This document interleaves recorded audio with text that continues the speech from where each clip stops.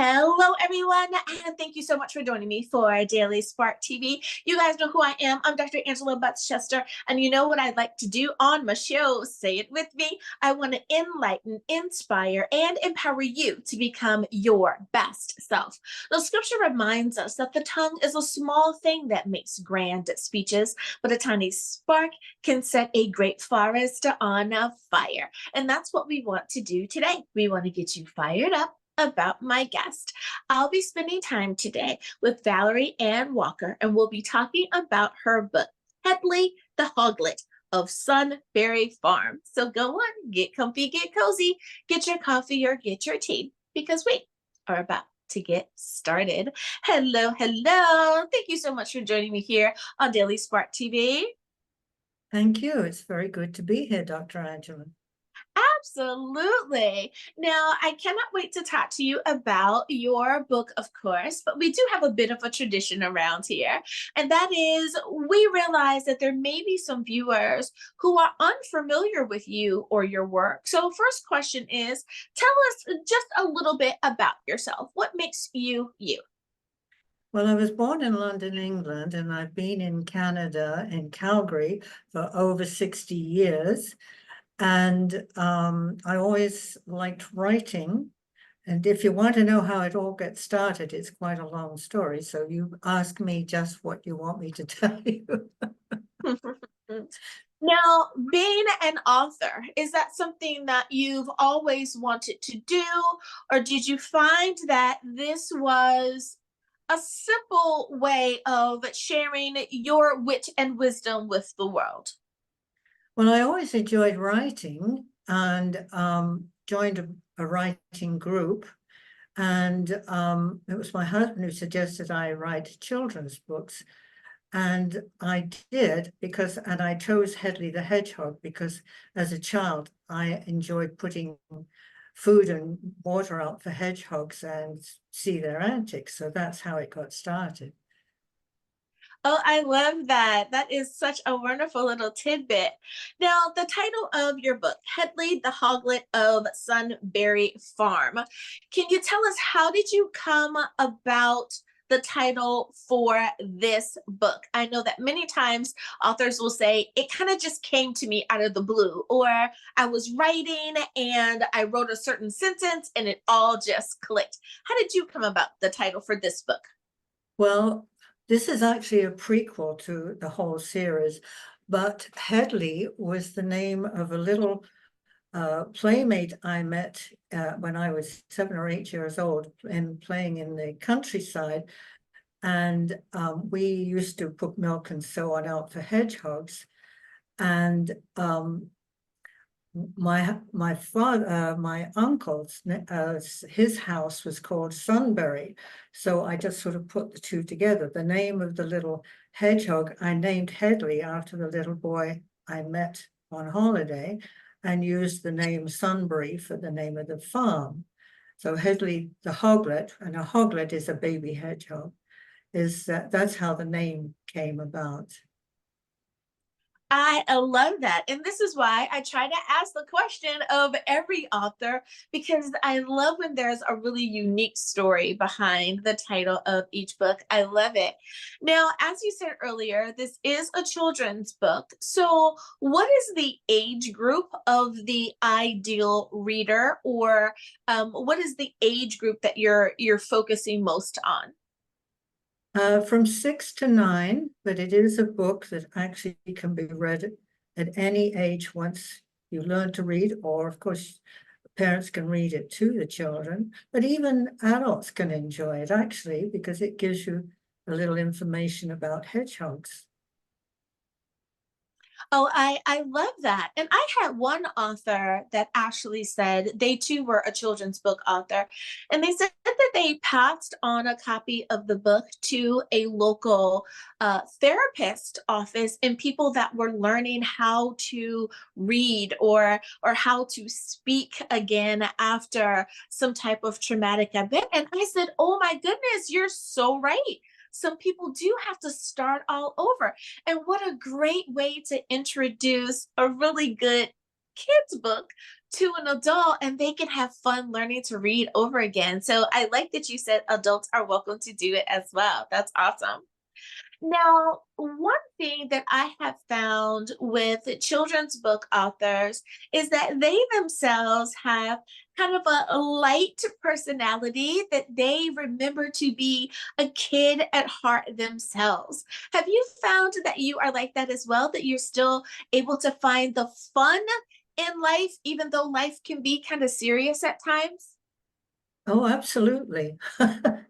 I I love being outdoors in nature, and gardening is one of my passions. So I always look on the bright side of life, let's say, and enjoy all the things around me.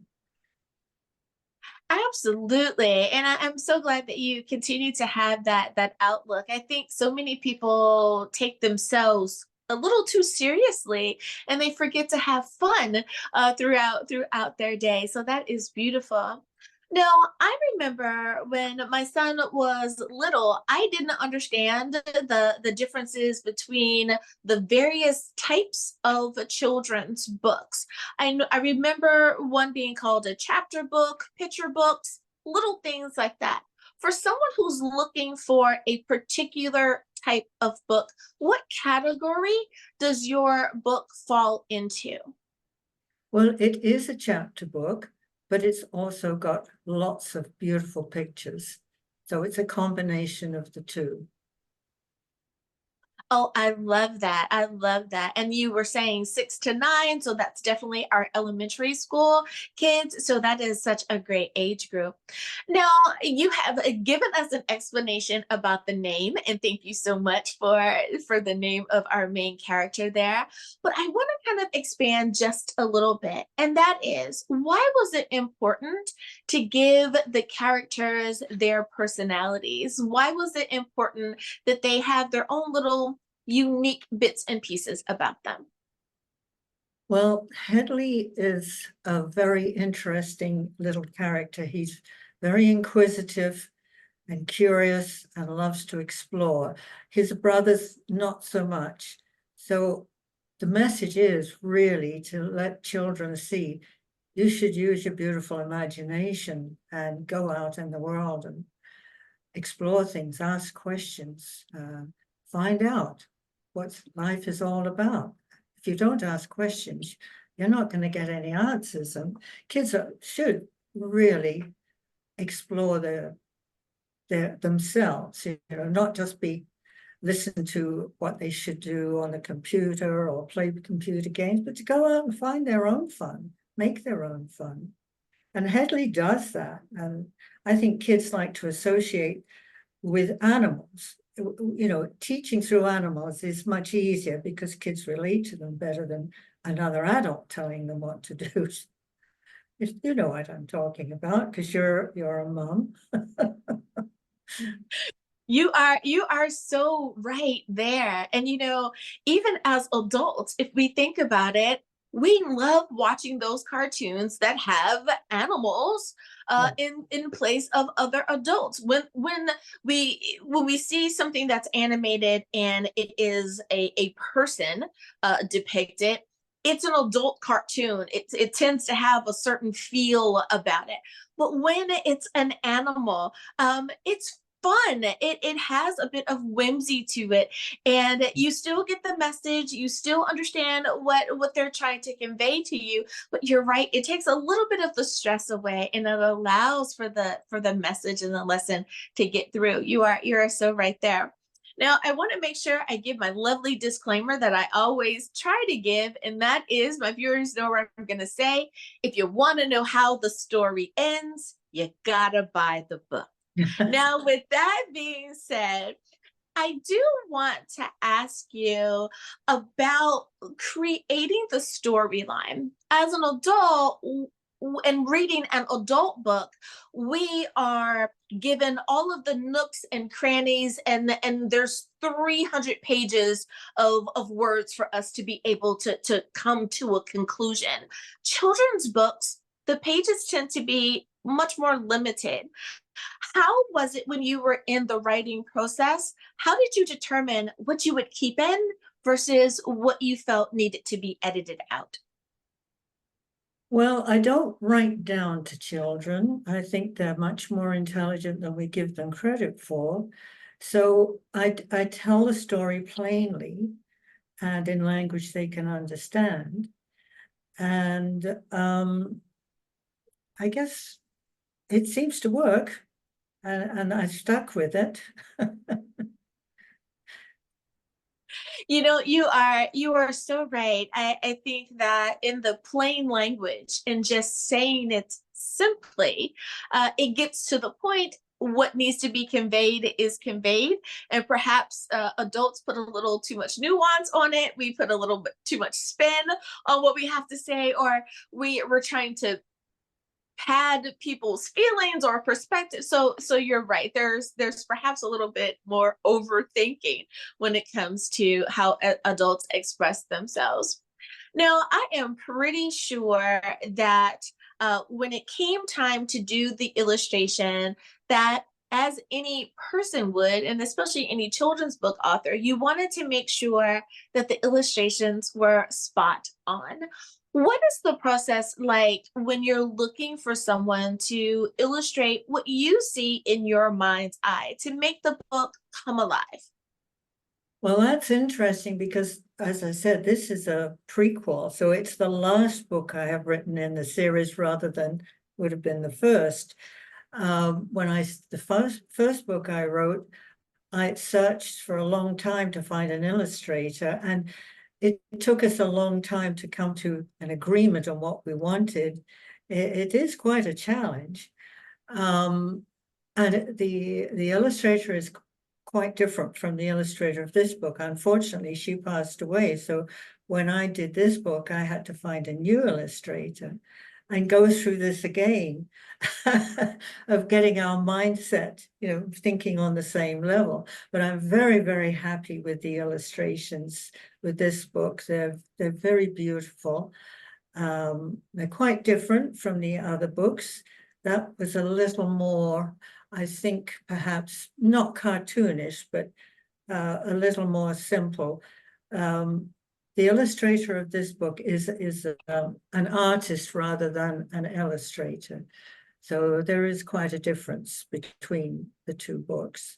But it isn't an easy task, I must say, to get both of you thinking along the same lines. And I've heard that before from children's book authors that once it clicks, it's a beautiful collaboration. It's just two minds getting to the same place and understanding how much to give or have the restraint of I must insist on this, but I'm flexible on that, and how that is such a beautiful dance because we end up with a great book in the end. So I know that's such an important step in the entire process. Well, it is time for us to take a very short break. But before we do, can you remind everyone, please, what is the title of this book? And if someone wants to reach out to you, what's the best way to do that? The title of the book is Hedley the Hoglet of Sunbury Farm, and it is available through Amazon, Barnes & Noble, Writers Branding, and of course through my website, which is www.hedleythehedgehog.com. Or if you want to email, booktime@tellus.net. Alrighty, everyone. Now you know where you can get a copy of the book. We'll be back right after this.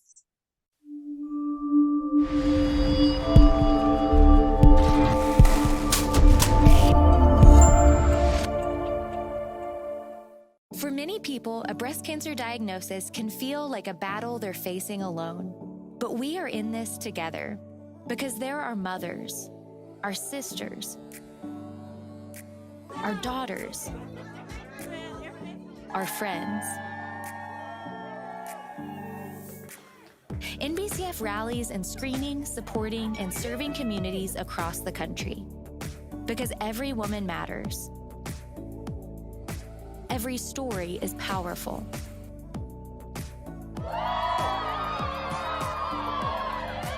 Every voice makes a difference. Just beat breast cancer. And every dollar helps. Together, we rise. Are you in?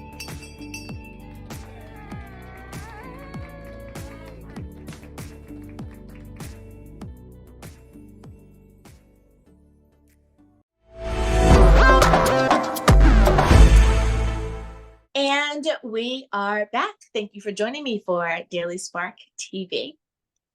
Now, I love this book and the story behind it, how everything was named, the pouring into the bits and pieces of it to make sure that it was just so. But I do want to give you a little bit more time to tell us about what you hope that your little reader will gain from having read this book or listened to this book.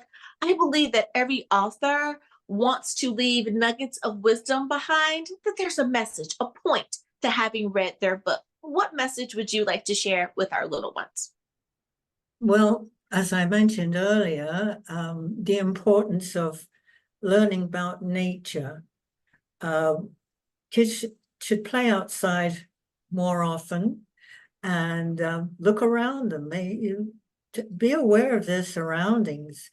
You could be walking down the street and see little squirrels running up a tree or birds in the tree, and notice them and realize how beautiful our world is, and smell the flowers, listen to the wind in the trees.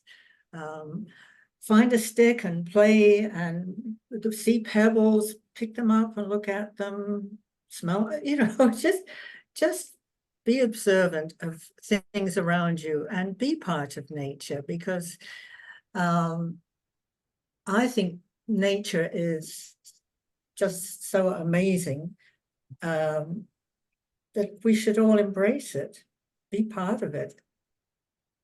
So the message is really for kids to get out and explore on their own and be curious, be inquisitive like Hedley, and be friendly and helpful.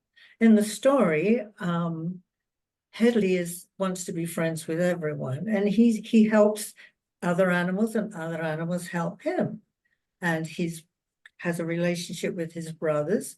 They all have a very good relationship with the human grandfather and James. And James himself is very lonely. He's living with his grandfather because his parents are on a year's sabbatical. So this little hedgehog becomes quite important to him. He observes them and realizes that Hedley is certainly far more inquisitive than the other hedgehogs. And as the stories continue, they have a relationship and continue on their adventures in England. They move from Wales to England, but that's the next story, so I should stop there. Oh, I love how you are also giving not only a reminder, but permission to little kids to go outside, right? So their parents telling them that they should go outside and play, that's coming from a parent. But when their favorite book is telling them that they should go outside, it becomes more like an aunt or an uncle or their favorite big cousin saying, let's go outside and play. It takes on definitely a different feeling. And you are so right. As a kid, growing up in suburban lifestyle, that is a totally different experience than our city kids. And parents do need to remind them to take them to the park so that they can see the birds and the squirrels and all of that. And it really does help, I find, to calm your mind, to really give you a place to just relax and to just breathe and to take in the sunshine. So what a great reminder there. Now, one of the things that you mentioned is that this is a series, that this book is not just even though it can be read as a standalone, it has other parts that goes with it. Please tell us about this series that you have. Okay, so after the prequel is The Adventures of Hedley the Hedgehog, and that's where they tell the story of the hedgehogs preparing to build their nests for hibernation. And the little boy in the story asks lots of questions of his grandfather. And they have just found out that their farm is going to be torn down in order to put in a road. This is in the 1920s when cars were just coming out. And the old grandfather doesn't like cars. He still travels by horse and car. So they do travel. They take the little hedgehog because they're going to lose their homes too, and they're going to a bigger farm in England. So they travel with the little hedgehog in a shoebox, and he has lots of adventures on the way. And then the story just keeps on continuing. Once they arrive in Somerset, England, Hedley makes new friends, has many more adventures, and there are still messages coming out to the children, along the lines of how important friendship is, and relationships, and kindness, and respect for others, humans and animals alike. And so the series goes, there's 3 more books, no, 1, 2, 3, 4 in all. There are a couple of little booklets I wrote, which are individual stories, but also continue on the same theme of friendship and respect and so on, and being in nature. So it is rather a delightful series, and kids have enjoyed them over the years. My own grandchildren are now fully grown, of course. And I did have a pet hedgehog for a while, and that really intrigued children. I'd go to schools with them, and we'd talk to children about writing. And the hedgehog was a big success, little Hedley. I can imagine, because you don't get to see a hedgehog every day. So it's like, oh my goodness, what is this cute little fluffy, kind of prickly, but yet kind of soft little animal? And I've seen children in their amazement of this little animal, and how it brings a sparkle to their eyes. So yes, you've given those kids a memory for sure. Now, when it comes to the portion of, I now have to publish the book, everyone has to ask themselves, am I going to pitch my book to what I like to call the big boys, the brands, the publishing houses that we're all familiar with? Am I going to use professional services, hire someone to do all of the bits and pieces for me? Or am I going to self-publish? I'm going to take on the responsibility and make sure that it all gets done correctly. When you were in that stage, how did you determine which way you were going to go? Well, I started by sending stories out and getting the usual rejection letters. And then I discovered a group called Independent Publishers, and found out that, yes, you could self-publish.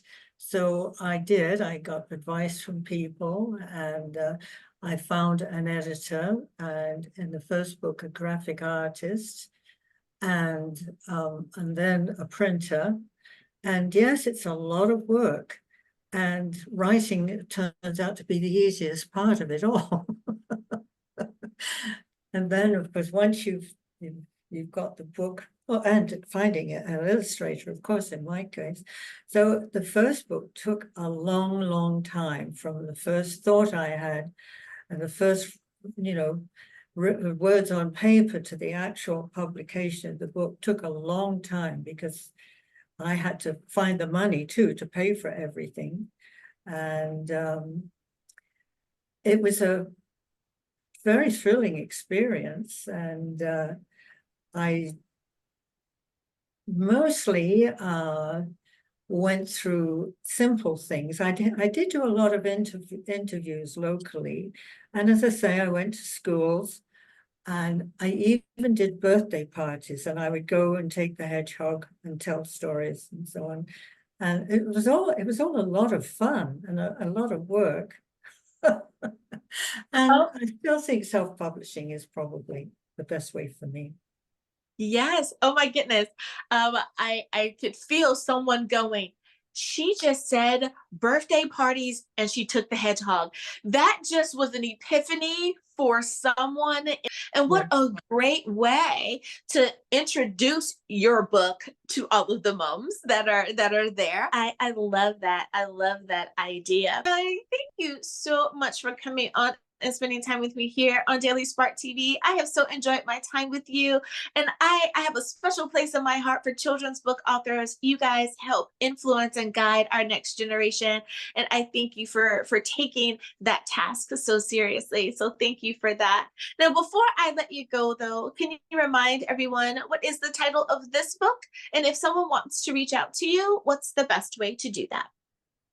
The title of the book is Hedley the Hoglet of Sunbury Farm, and you can reach me through my website, www.hedleythehedgehog.com.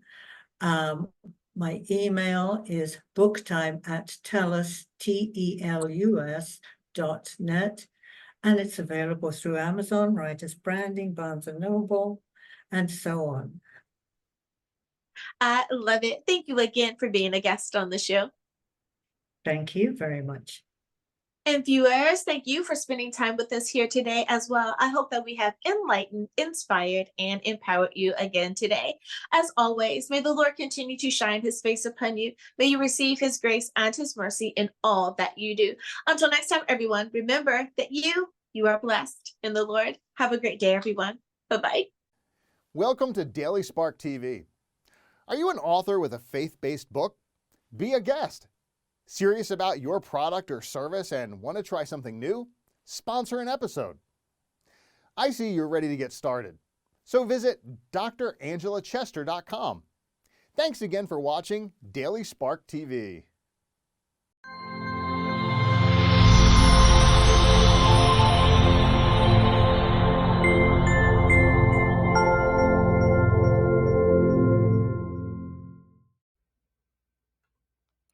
Feeling stuck? Looking for a spark? Meet your new favorite read, Living in Divine Incandescence. This book is your go-to guide for finding peace, purpose, and a whole lot of light in your life. Living in Divine Incandescence is packed with gentle wisdom and profound insights. It's perfect for anyone at any stage of life.